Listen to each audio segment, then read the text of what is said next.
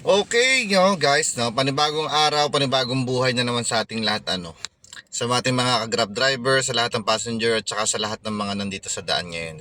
Bali linggo ngayon, meron tayong naisip na video, bali nakakita ako ng mga comment at saka sa mga comment list sa Grab na maraming hindi pa nakakaalam at marami pang mga nagtatanong kung ano nga ba itong bagong update ni Grab, no.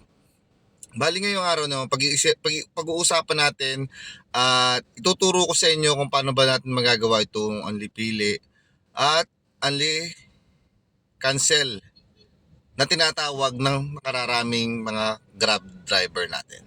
Okay, kung gusto mong matutunan to, manatili ka lang sa video ko. Okay? So ito mga paps, no, bago nyo siya magawa, kailangan buksan nyo muna yung Grab driver nyo syempre. Okay. Punta kayo sa sa setting nyo. Ito, punta sa setting. Setting ng account nyo, no. Ito, yan.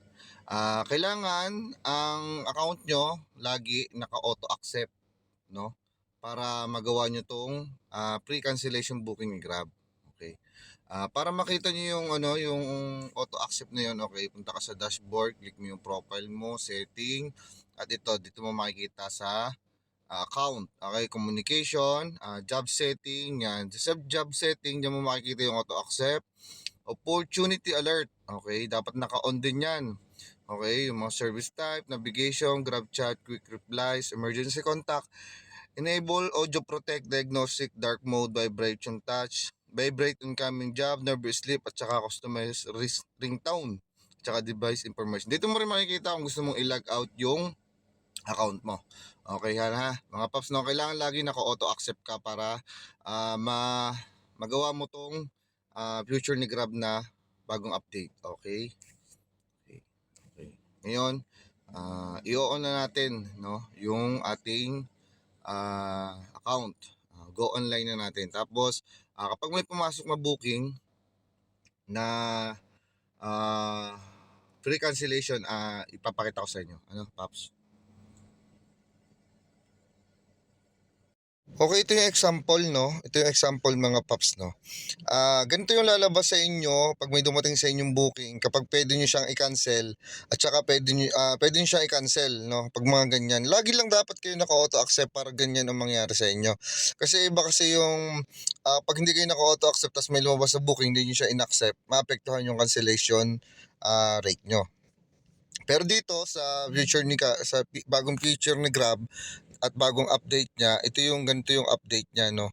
Yan. Pag ganyan na lumabas sa inyo, pwede niyo siyang i-cancel at saka pwede niyo siyang continue. Okay. Yan, may oras yan mga paps, no. 8 seconds lang siya, no. Kaya dapat mabilis din yung pagtingin niyo sa booking na yan. Starting sa inyong booking. Ito na ha, ganito yung itsura niya mga paps ha, para pakatitigan niyo, baka pagkasusunod kasi hindi nyo alam na naka-off pala yung nyo, yung auto accept nyo, tapos kinancel nyo, maapektuhan yung cancellation rate nyo. Okay? Bababa siya. Okay? Ganyan mga paps. Sa mga nagtatanong ha, ganito siya, ganito yung itsura niya. Sana may matutunan kayo dito. Okay?